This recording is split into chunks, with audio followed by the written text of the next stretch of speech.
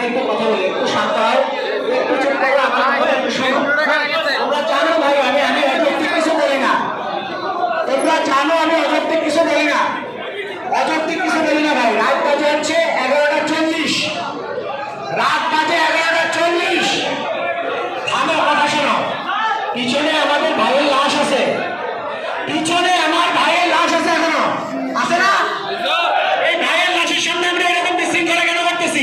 ভাইয়ের লাশটা কিন্তু ফ্যামিলি মেম্বার আসছে।